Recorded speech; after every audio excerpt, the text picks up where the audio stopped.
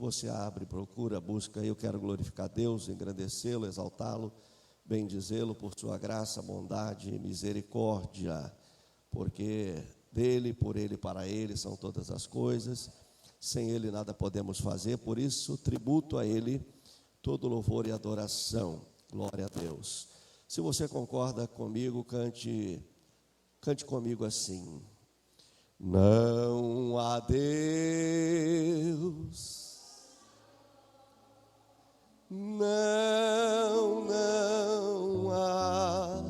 não há Deus melhor,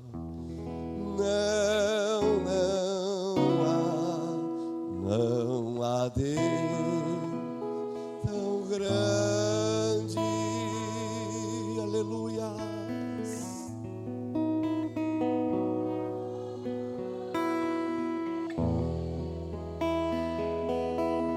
Não há Deus maior, não há Deus maior. Declare para ele isso, declare para ele, declare para ele: não há Deus melhor,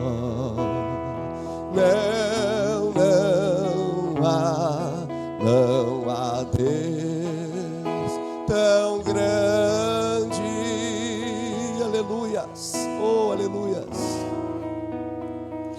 como nosso Deus. Criou o céu, criou a terra, criou o céu, criou o sol e as estrelas, criou o sol e as estrelas, tudo ele fez.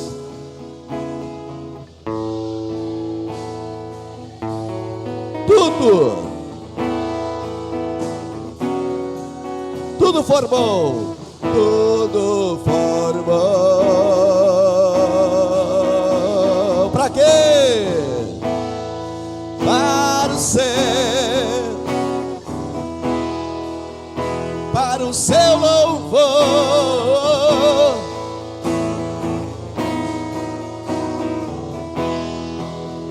para o seu louvor, Senhor.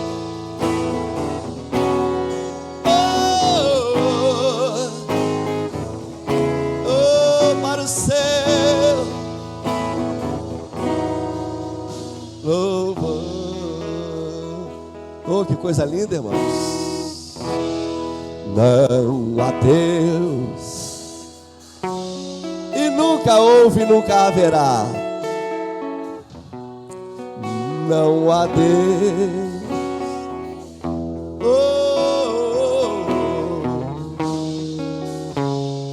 não há Deus tão grande,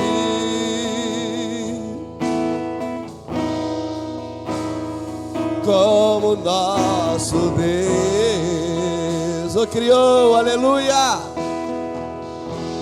criou o céu, criou você também, aleluia. Criou o sol,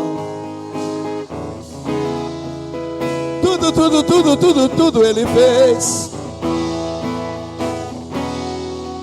Tudo criou, tudo formou.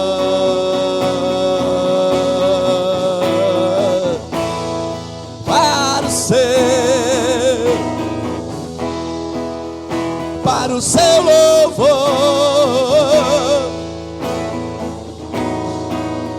louvor, para o seu louvor, Senhor, para o seu, para o seu,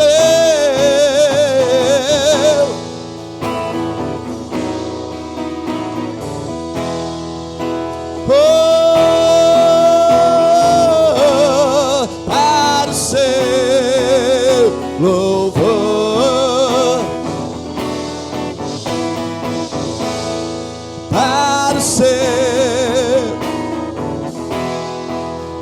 para o seu louvor,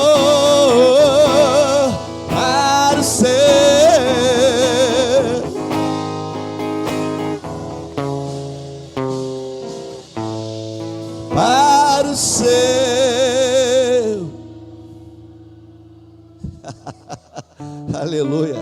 Você pode aplaudir ao Senhor Jesus. Você pode aplaudir ao Senhor pela criação, por tudo que Ele fez, tudo que Ele é e tudo que Ele faz. Aleluia. Atos dos Apóstolos conta parte de uma história linda, talvez traumática para os personagens aqui, mas que termina com um final feliz. E eu já quero, antes até de ler para você, dizer para alguém que está do teu lado assim: pode ser traumático algumas situações, porém, calma, no final você sai bem dessa. Você vai ficar bem. Diga, você vai ficar bem. Aleluia. Quem achou o capítulo 20 de Atos dos Apóstolos, diga graças a Deus. Versículo 7. E no primeiro dia da semana, ajuntando-se os discípulos para partir o pão, Paulo, que havia de partir no dia seguinte, falava com eles e alargou a prática até a meia-noite. E havia muitas luzes no cenáculo onde estavam juntos. E estando um certo mancebo, ou seja, um jovem, por nome Eutico, assentado numa janela, caiu do terceiro andar, tomado de um sono profundo que lhe sobreveio durante o extenso discurso do apóstolo Paulo. E foi levantado, o quê? Como? Paulo, porém, descendo, diga inclinou-se sobre ele e abraçando, disse: não vos perturbeis, porque a sua alma está nele. A sua alma está nele. Diga glória a Deus. Tome assento. Deus abençoe. Quero a sua atenção por alguns minutos para que a gente possa refletir no texto lido. E depois a gente encerra agradecendo a Deus por ter nos dado a oportunidade de estar aqui adorando o seu nome e ouvindo a sua bendita e santa e poderosa palavra. Queridos, o apóstolo Paulo, como os irmãos sabem, são conhecedores da palavra de Deus, leem a Bíblia, nas escolas dominical aprende, os cultos de ensino. O apóstolo Paulo, ele teve uma vasta experiência em seu ministério, em seu apostolado, em seu chamado. E uma delas está aqui contida nesse texto. Aqui vai falar da terceira viagem missionária de Paulo. Nós lemos apenas um trecho, mas aqui vai falar da viagem de Paulo à Macedônia, à Grécia, à Ásia, enfim. Paulo teve muitas experiências. Paulo foi um homem, segundo a gente sabe, os historiadores aí, os grandes homens de Deus aí que tem esse entendimento. Paulo foi um dos maiores apóstolos, outros dizem o maior dos apóstolos, né? Uma pessoa que Deus escolheu, uma pessoa que Deus chamou. Deus não olhou para a questão da biografia de Paulo, para o passado de Paulo, para o que Paulo fazia. Deus viu em Paulo que Paulo tinha potencial. A beleza do evangelho é essa. Deus não mede a gente, né, pelas mazelas que praticamos, pelos erros que cometemos, pelas atrocidades que cometemos. O que Deus foca em nós, Ele mais ou menos assim, Ele põe a imagem de Cristo quando Ele olha para você. Então Ele olha para o Nelson e Ele põe a imagem de Cristo. Ou seja, o Nelson sem o meu filho não presta, mas o Nelson debaixo do sangue do meu filho, ele passa a prestar. Por isso que Jesus salva prostituta, viciados, homossexual, lésbica, tudo, porque ele não faz o quê? Acepção. Jesus ama todos, Jesus ama todo mundo. Pastor, o cara matou, estrupou, inferno para ele. Se ele quiser inferno, ele vai para o inferno. Mas se ele se arrepender, talvez você não perdoe. Mas Jesus perdoa. Porque todas as almas estão no controle de Deus, sim ou não, irmãos? Todas as almas estão no controle de Deus. Então Deus, ele é um Deus de misericórdia, um Deus de inclusão. E aqui a gente vê Paulo fazendo exatamente essa obra, de ministrar. Deus chamou ele, Paulo, olha, chega, agora você vai me servir. Muda o nome dele, Saulo, joga para Paulo, aquela coisa toda. Vocês já aprenderam sobre isso, essa questão dos nomes, e por que Saulo agora é Paulo e tudo mais. Não é o caso aqui. O caso aqui eu quero me ater ao que lemos. O que lemos é que Paulo, ele tinha que passar por esta cidade, mas ele disse assim: eu não tenho muito tempo para ficar com vocês. A minha passagem aí é rápida. O que Paulo faz? Já que ele não tinha tempo para ficar, ou seja, não tinha dias para ficar, ele vai fazer um discurso prolongado. Ele reúne o povo dentro daquele cenáculo, dentro daquele prédio, daquele templo, né? As pessoas se reúnem. Imagina, irmãos, imagina hoje, vamos pensar nós aqui, hoje. Você imagina, é só imaginar mesmo, que não, é só imaginar. Mas você imagina se a gente estivesse na época de Paulo, o maior dos apóstolos, e eu dissesse assim: gente, o apóstolo Paulo está vindo aí para dar uma palavra para a gente. Tu imagina? Acho que não tinha culto numa garça a não ser aqui, porque todo mundo viria para ouvir o apóstolo Paulo. E esse cenário, subentende-se que aquele local estava lotado, porque olha onde é que o menino foi arrumar uma vaga para ficar, no terceiro e ele arrumou um lugar para ficar no terceiro andar e na janela. Então eu entendo que todo mundo daquela cidade se reuniu para ouvir Paulo. Eu acredito que se hoje fosse, aqui a galeria estaria lotada essa galeria, e essas janelas aí, todas elas cheias de gente. Cara, o apóstolo Paulo está lá na Metodista, pensa, isso aqui é explodir, né? É verdade ou não é verdade? Então o apóstolo Paulo foi lá, só que Paulo tinha o quê? Pressa. Ele não tinha muito tempo, muitos dias para ficar. Então Paulo disse: eu vou aproveitar ao máximo. E Paulo ali, né, ele vai fazer um discurso, e o texto fala nisso, né? Que no primeiro dia da semana, juntando os discípulos para partir o pão, Paulo, que havia de partir no dia seguinte, olha, então ele tinha que ir embora no outro dia, falava com eles e alargou a prática, ou seja, ele foi extenso no seu discurso. Obrigado. E aí ele diz aqui: estando um certo jovem mancebo, por nome Eutico, assentado numa janela, caiu do terceiro andar, tomado de um profundo sono. Olha aqui, gente, pensa, agora pensa aqui, Paulo, a gente está falando de Paulo, não está falando de qualquer um, está falando de Paulo. Pô, imagina, eu ficava a noite inteira ouvindo Paulo. Eu ficaria, meu Deus, não tem. Quem conhece Bíblia, entende o que eu estou falando, e ficaria aqui a vigília inteira ouvindo esse homem chamado Paulo, porque o homem, ele tinha de Deus. Como a gente lê as cartas de Paulo hoje, já fica impressionado. Tu imagina Paulo com esse microfone na mão aqui falando para nós. Meu Deus do céu, a igreja ia, a tampa da panela, da chaleira, não sei como é que é o negócio aí, ia voar. Porque Paulo é o apóstolo que tem de Deus para oferecer. No entanto, a Bíblia diz que esse moço Eutico, sentadinho lá na janela, é tomado de um profundo sono. Ele dorme. Mas ele estava ali. Ele estava interessado de estar ali. Ele achou que era interessante estar ali para ouvir Paulo. Ele buscou um lugar para ele ficar.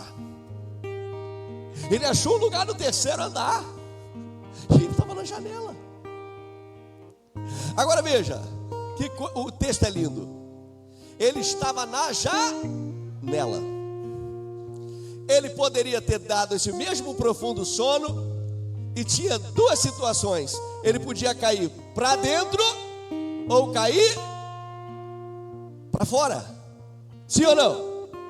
Imagina, ele sentado, dorme, ele podia cair para fora, mas ele não caiu para fora.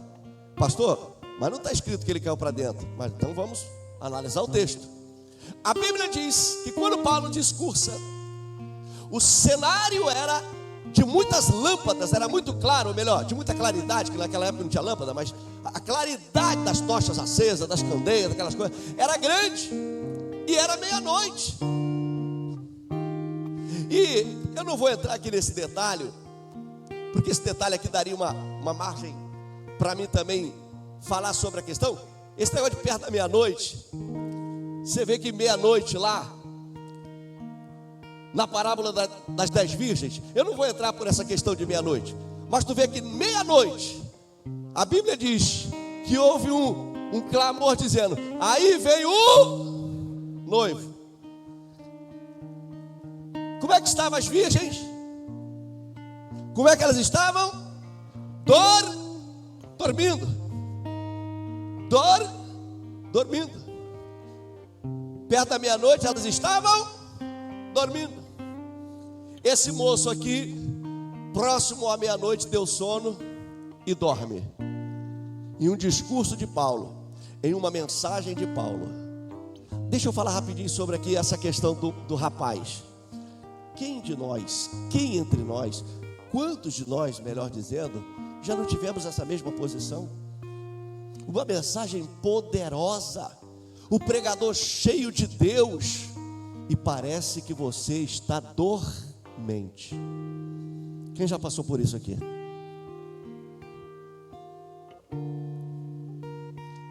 Porque somos humanos. Tem dia que o pregador, basta ele fazer assim, ó, e você já está: meu Deus, Jesus.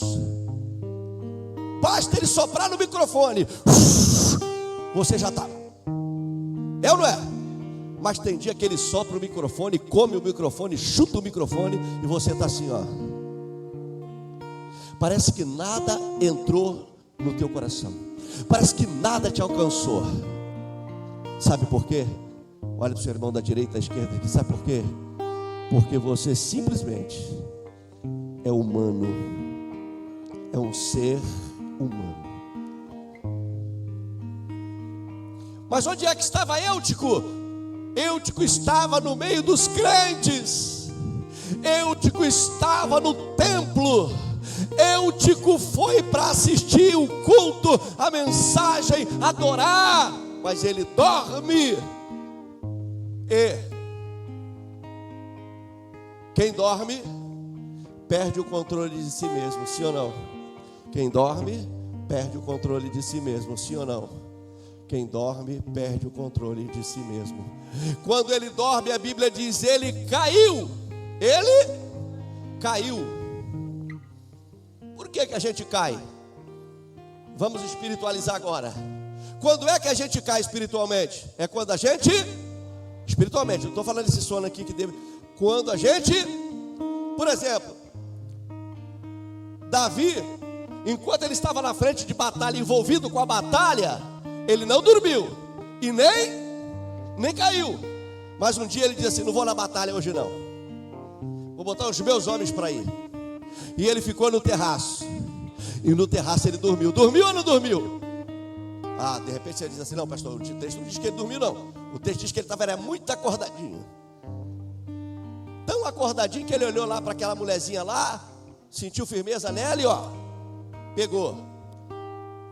Eu disse que eu ia espiritualizar esse texto. Davi dormiu, ou seja, deixou de vigiar. Quando ele deixa de vigiar, o seu homem, o seu frágil homem, entra em cena e o derruba também. Agora veja, voltando ao texto. Eutico caiu, diga caiu. Diga assim, um irmãozinho. Diga comigo, irmãozinho. Caiu. Agora, escute isso aqui. Ele caiu para o lado de dentro. Ele caiu para o lado de dentro. Pastor, onde está escrito? Calma, eu vou te dizer onde que está escrito. Está escrito naquilo que a gente interpreta. Qual é a interpretação? A Bíblia diz que quando ele cai já morto, ou seja, estava lá apagado. O apóstolo Paulo, para o discurso, ele poderia ter dito assim: obreiro Roberto, o Vinícius, pega esse rapaz aí e leva para lá que ele atrapalhou o culto. Ninguém mandou ele dormir. Dormiu na hora errada. Podia baixar o couro nele ali. Olha aí, ó, o que dá com quem dorme aí, ó. Vem para o culto, não presta atenção aí, ó. O que acontece? Agora atrapalha o culto. Obreiro, tira lá para fora, vê lá se ele machucou alguma coisa. A Bíblia diz que Paulo parou o discurso, desceu. Ele desceu e foi lá no rapaz. Sabe por quê? Porque que adianta eu continuar pregando e cantando enquanto tem um irmão caído dentro da igreja diante dos meus olhos?